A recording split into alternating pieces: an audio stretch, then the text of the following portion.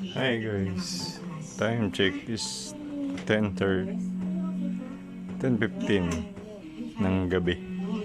Yes, sa terminal na ako matutulog kasi mahirap daw dito kala mama pagpalabas ng madaling araw.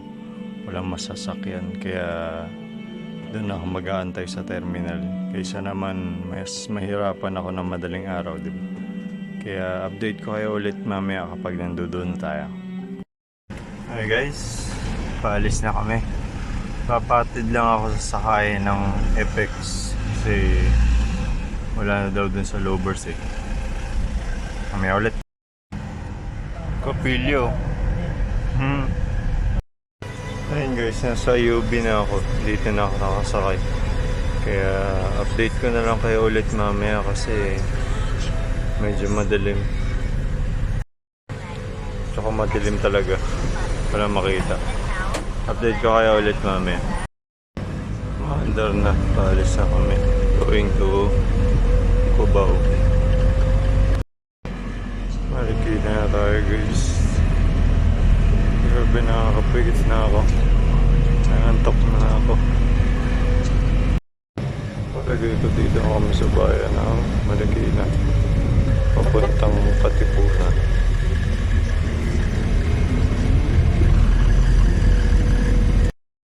Palagay ko malapit na kami sa Cubao. Cubao. Yun na ata ako naidaan sa Anonas. Ito na kami sa Araneta. Tsaka may tinuturo sa akin si Kuya mas mabilis na daan daw. Kaya mamaya na lang ulit.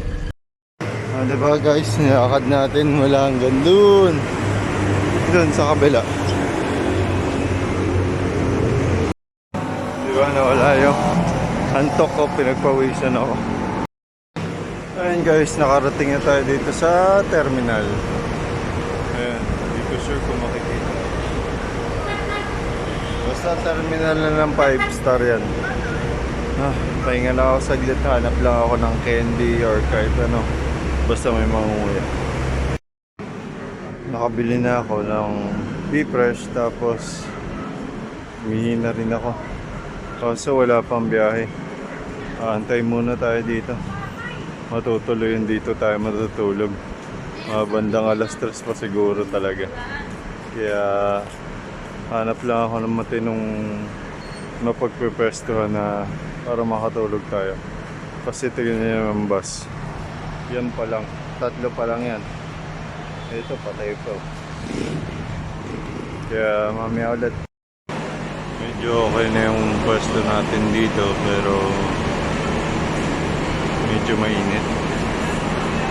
Parang mas maganda pa ata yung pwesto natin dun kasi dun hindi mainit. Wala na. Nagpapawisan ako. Hey guys. Gising ko lang ulit. Nabentok na ito ako. Time check, alas 3 na.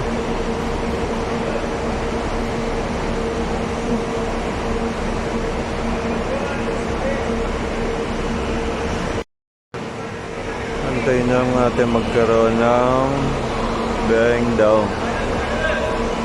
Tapos sasakay na tayo. Kasi alas 3 na. Dito na tayo sa bus. Kasi alas 3 na. Dapat kasi alas 6 dapat nandun na tayo sa siesta. Update ako ulit mamaya. Guys, paalis na yung bus. Kaya pag umalis yun, baka matulog ako ulit ako. Kasi 3:30 pa lang. Maga pa. Update ko na lang kayo ulit mamaya. Ang ganda na lang yung building kapag kagabay na guys. Hindi ako so sure kung makikita natin yung arena. Kaya parang tinatamad ako mag-video. Kasi madaling araw pa lang. 3:30 pa lang. Netflix na kami. Tingnan nyo naman kung gaano kadilim, diba? Kaya baka hindi ako mag-video. Makuha ko lang yung sukli ko. Tulog na ako ulit. siya nung oras. Parang pati anong oras na wala pa ako matinong tulog. Babawi lang ako sa tulog. Ganyan kadilim. Lagpas na kami ng Mindanao toll gate. Kaya sobrang dilim talaga. Hindi natin makikita ang Philippine Arena. Hindi, kailangan ko muna talagang matulog. Mamaya na lang ulit guys. Hi guys, dito na kami sa Dao. Pakita ko lang yung bus number kila mama yung sinakyan ko. North Transit ulit kung papunta tayo. Parang alam ko ito rin yung sinakyan ko eh, di ko sure. Kaya CR lang muna ako tapos babalik na rin kami. Paalis na kami ng Dao. Tsaka baka mag-video na ako kasi medyo nakatulog na tayo, kaya samahan nyo na ako. Maliwanag na rin. Diba? Maliwanag na. Nabuta tayo ng liwanag. Dapat kailangan natin makarating doon bago mag-6. Kaso ang oras na 5:19 na.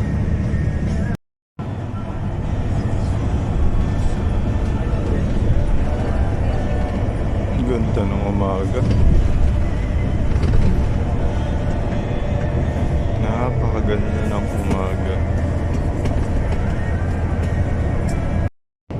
Kaya pa nandaan.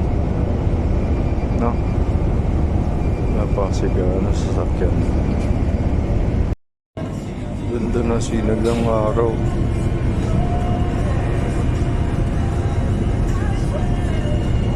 Diba? Napakaganda.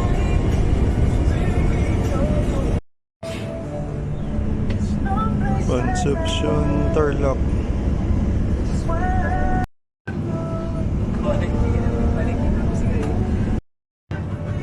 Grabe yung sinag ng araw. Namubulag talaga.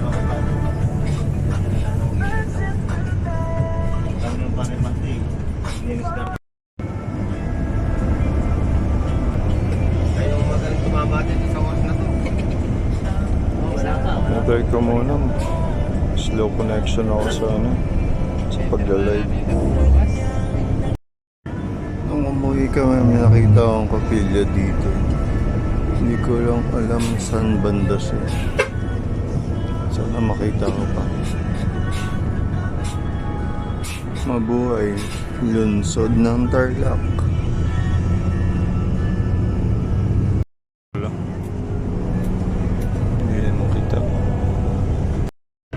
Masyadong liblib naman pala yun. Hindi ko naalala. Palagay ko malapit na akong bumaba. San Sebastian na ako. Kaya update ko na lang kayo ulit mamaya. Ayan guys, so ayan ang SM. Kaya malapit na akong bumaba. Mamaya na lang ulit. Okay na guys, nasa tricycle na ako. Papunta ng SSS. Buti na lang talaga. Dumating ako ng 6:15. Pero kahit 6:15 na ako dumating, grabe na tao din daw doon, sabi nung ate kanina. Kaya update ko kayo ulit mamaya.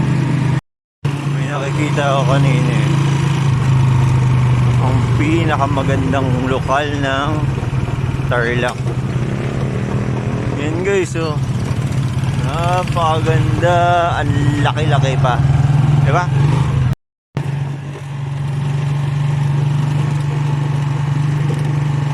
Dami talaga school dito. Magkakatikit lang. Guys, tanaw na tanaw pala dito yung lokal ng Tarlac. Ayun, no? Grabe, ang ganda, ang laki. Diba? Napakalaki niya. Sobra. Tapos, nandito na rin ako sa SS. Dito ko aantayin yung pinsan ko at saka yung tiyaheng ko. na kukuha ng death certificate ni Papa para nga dalhin dito at maklaim na namin yung urinal tsaka death ni Papa. Kaya habang nandito, mag-video muna tayo at makikipang-engage na rin ako. Kasi sayang naman yung panahon. Gusto ko sana magbilad muna sa init kasi nilalamig ako. Halata naman, di ba? Naka-jacket ako eh. Kanina guys, di ba walang tao? Ngayon, dami no. Yung iba nakakaupo dun. Tapos yung iba nandito pa.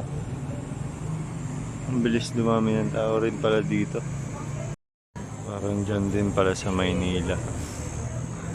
Nagtatawag na sila ng senior, buntis, tsaka PWD. Eh, hindi ko sinabi dun sa guard na PWD ako. Kasi hindi naman ako yung nakapirma dun sa death certificate ni Papa. I mean dun sa urinal ni Papa. Kaya hindi ako makakilos eh. Naantay ko pa kasi yung auntie ko tsaka pinsan ko. Si auntie kasi yung kikilos. Kaya hindi ako nakikigulo. Ayan yung pila. Bali, pinapapasok na. Kaso wala pa sila auntie. Naantayin ko na lang muna sila dito sa labas. Dito na tayo sa loob. Mag-CR lang muna ako. Basta ito yung pila. Dito tayo pipila. Hi guys, dito na ako sa loob.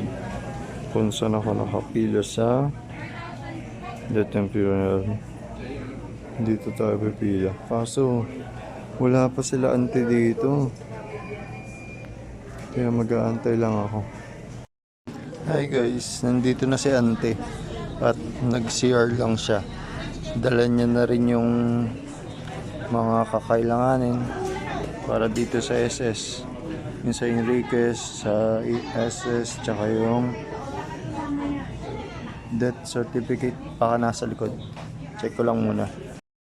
Hi guys, ito nga pala si ante. Kasama ko na siya. Yan o, kawig ni nanay. Sino yan? Hindi, ano ko lang vlog. Kaya nag-aantay na kami dito ng number namin bago kami pumunta dun sa harap. Pero wala pa si Kuya Orlan eh. Nasa kanya pa kasi yung ibang death certificate ni Papa yung nandito. Ito yung hindi na parehistro. Kaya antayin pa namin siya. Hi guys, may kailangan daw kaming kunin sa PSA. Kaya pupunta muna kami dun yan sa PSA para matapos na. Tapos sabay-sabay na lang kami babalik doon ng pinsan ko sa SSS. Ganda talaga ng kapilyo. Ang laki.